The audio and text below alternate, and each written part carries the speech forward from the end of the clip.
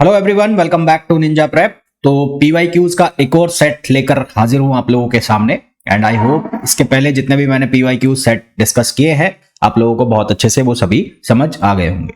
तो चलिए स्टार्ट करते हैं। तो पहला जो क्वेश्चन आपके सामने है स्क्रीन पर, उसमें बोला गया है maximum value of binding energy per nucleon. Binding energy per nucleon की मैक्सिमम वैल्यू कहां पे फाइंड आउट की जाती है?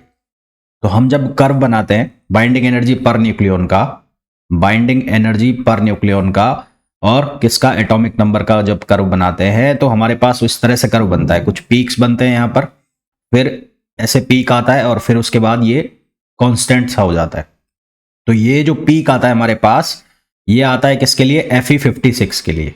ठीक है, 56 Fe के लिए आता है, जो कि किस रीजन के अराउंड हो गया? A = 60 के आसपास हो गया। तो हमारे पास इसका जो करेक्ट आंसर आ जाएगा वो आ जाएगा सी आ जाएगा। ठीक है, बहुत सिंपल सा है, आपको एग्जैक्ट नहीं पूछा है, आपसे ये पूछा है कि किसके आसपास सबसे ज्यादा वैल्यू होगी। तो इनडायरेक्टली घुमा फिरा के क्वेश्चन पूछा गया है, तो मेरे हिसाब से इजीली आप कर सकते हो अगर आपने थोड़ा बहुत भी न्यूक्लियर फिजिक्स पढ़ा हुआ है। नेक्स्ट क्वेश्चन पे आ जाइए। नेक्स्ट क्वेश्चन में बोला है an anti proton is a particle. Anti proton कौन सा पार्टिकल होता है भाई? प्रोटॉन हो चाहे इलेक्ट्रॉन हो, दोनों का चार्ज तो कितना होगा? 1.6 × 10⁻⁻19। अब मास, अगर प्रोटॉन है तो प्रोटॉन का ही मास होगा, तो यहां पर हमारे पास जो सही आंसर आ जाएगा वो क्या आ जाएगा? Mass of proton. तो एंटी प्रोटॉन की अगर हम बात करें तो एंटी प्रोटॉन क्या होगा? एंटी प्रोटॉन होगा जिसका मास किसका होगा? प्रोटॉन का, और चार्ज किसका होगा? इलेक्ट्रॉन का होगा। ठीक, तो आंसर हमारे पास क्या आ गया? ए आ गया। नेक्स्ट क्वेश्चन पर, न्यूक्लियर रिएक्टर मॉडरेटर का काम क्या होता है? मॉडरेट करना। मॉडरेट किसको करना? जो न्यूट्रॉन्स आ रहे हैं जिनकी स्पीड बहुत हाई है, उनकी स्पीड को कम करना किसका काम होता है? मॉडरेटर का। इस काम के लिए यूज में लिया जाता है या तो हैवी वाटर, है ना, हैवी वाटर इसके लिए यूज में लिया जाता है। तो हमारे पास इसका सही आंसर हो जाएगा ऑप्शन बी। नेक्स्ट क्वेश्चन पे आइए। Which one of the following is likely to violate parity conservation? Parity conservation किसमें जो है वायलेट होता है? तो पैरिटी कंजर्वेशन वीक इंटरेक्शन में वायलेट होता है। किसमें? वीक इंटरेक्शन में। और वीक इंटरेक्शन किसके अंदर होता है? Beta decay. तो यहां पर हमारे पास सही आंसर आ जाएगा कौन सा? Weak interaction. सही आंसर कौन सा आ जाएगा? Weak interaction, which is answer D. Next question पे आ जाइए। डेविएशन फ्रॉम स्पेरिकल शेप, ये स्केप नहीं है, ये शेप लिखा हुआ है, शेप, ये शेप है, shape of the nucleus is measured in the term of. तो जो शेप होती है, स्पेरिकल शेप होती है, जो प्रोलेट बनती है, ऑब्लेट बनती है, वो हम कहां से निकालते हैं? वो हम निकालते हैं क्वाड्रिपोल मोमेंट से। तो क्वाड्रिपोल मोमेंट ऑफ न्यूक्लियस, इसका सही आंसर आ जाएगा क्वाड्रिपोल मोमेंट ऑफ न्यूक्लियस। अगर Q = 0 है तो स्पेरिकल होगा, Q = ग्रेटर देन 0 है तो प्रोलेट हो जाएगा, Q लेस देन 0 है तो वो क्या बन जाएगा? ऑब्लेट बन जाएगा। नेक्स्ट क्वेश्चन पे आइए। Which of the following series of numbers corresponding to the magic numbers in the nuclear physics? Nuclear physics के अंदर मैजिक नंबर कौन कौन से होते हैं? एक होता है 2, एक होता है 8, 2, 8, 20, 28, 50, 82, 126। ठीक है, ये याद करने पड़ेंगे आपको। तो सही आंसर कौन सा हो जाएगा? बी हो जाएगा। मीसॉन्स आर मेड ऑफ, मीसॉन्स जो बनते हैं वो बनता है एक क्वार्क से और एक एंटी क्वार्क से। तो हमारे पास सही आंसर क्या आ गया? एक क्वार्क और एक anti quark. Next question, how many leptons are so far? Leptons जो है, टोटल लेप्टॉन्स वो टोटल कितने? 12 है। एक तो है लेप्टॉन और फिर है एंटी लेप्टॉन। जैसे कि एक हो गया इलेक्ट्रॉन, मुओन, है ना, न्यूट्रिनो, तो इनके एंटी भी बनेंगे तो टोटल कितने बन जाएंगे? 12 बनेंगे यहाँ पर। तो टोटल कितने आ जाएंगे? 12। तो सही आंसर हमारे पास कितना आ गया? सी आ गया। नेक्स्ट क्वेश्चन आइए। Fusion of small nuclei and fission of heavy nuclei. Fission का मतलब होता है ब्रेक होना, फिजन का मतलब होता है ब्रेक होना, ब्रेक, और फ्यूजन का मतलब होता है यूनाइट होना, जुड़ना। तो यूनाइट तो वो किसकी वजह से हो रहे होंगे? यूनाइट हो रहे होंगे न्यूक्लियर फोर्स की वजह से, जो पकड़ पकड़ कर उनको ला रहा होगा। और कोई चीज टूट रही है वो किसकी वजह से टूट रही होगी? जो coulomb reaction, coulomb interaction force है या कूलम फोर्स है, उसकी वैल्यू ज्यादा हो रही होगी तो वो क्या कर रहा होगा? तोड़ रहा होगा, है ना। तो फिजन तो हो रहा है किसकी वजह से? कूलम फोर्स की वजह से। और जो फ्यूजन हो रहा है वो किसकी वजह से हो रहा है? वो स्ट्रॉन्ग न्यूक्लियर फोर्स की वजह से हो रहा है। तो सही आंसर हमारे पास क्या आ जाएगा? बी आ जाएगा।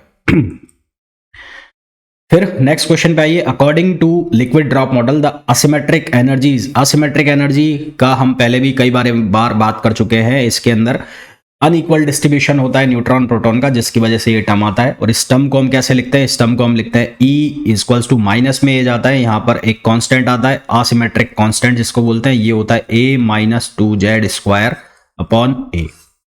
तो हमारे पास सही फॉर्मूला कौन सा आ जाएगा, बी आ जाएगा। Next question, 16O is even nucleus. तो यहां लिखा हुआ है 16O, तो यहां पर प्रोटॉन है कितने 8 और न्यूट्रॉन है कितने 8 है। तो इसका जो डेल्टा जे है यानी कि एंगुलर मोमेंटम वो कितना बनेगा 0। हम पहले बात कर चुके हैं कि इवन न्यूक्लियाई के केस में उसका एंगुलर मोमेंटम होता है 0 और उसकी पैरिटी होती है पैरिटी, उसकी पैरिटी क्या होती है पॉजिटिव, यानी कि इवन पैरिटी होती है। तो उसकी पैरिटी इवन है और उसका जो एंगुलर मोमेंटम में चेंज है वो कितना है 0 है।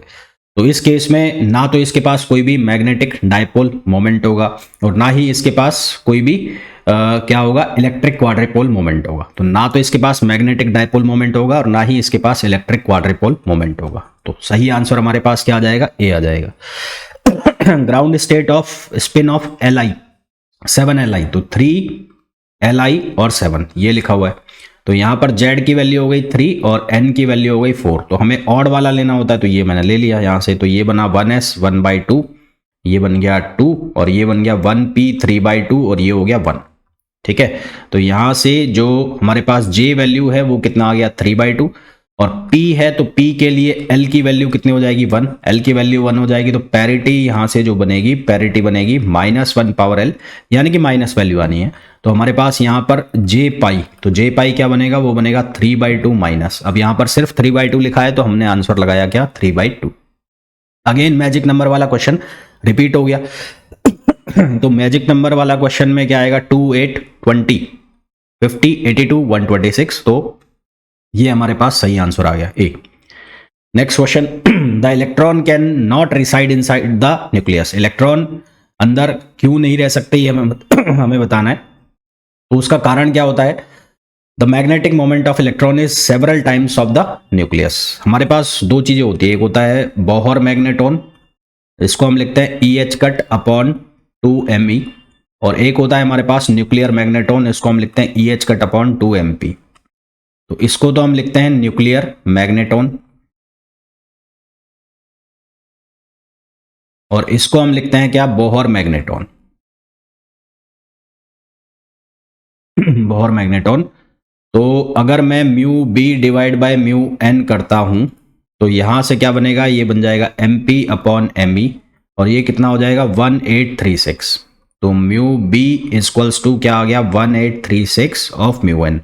तो न्यूक्लियर मैग्नेटॉन से अराउंड 2000 टाइम्स ज्यादा होता है कौन, बोहर मैग्नेटॉन, इसलिए इलेक्ट्रॉन्स अंदर नहीं रह सकती। तो हमारे पास सही आंसर क्या आ जाएगा, सी आ जाएगा। नेक्स्ट क्वेश्चन पे आ जाइए, the binding energy of the deuteron. ये याद करने वाला क्वेश्चन है, यहाँ सेम ऑप्शन डाल रखे हैं तो ये गलत लिखा हुआ है। तो सही आंसर आएगा, राइट आंसर मैं लिख देता हूं यहाँ पर, राइट आंसर जो आएगा वो आएगा 2.22 मेगा इलेक्ट्रॉन वोल्ट। 2.22 मेगा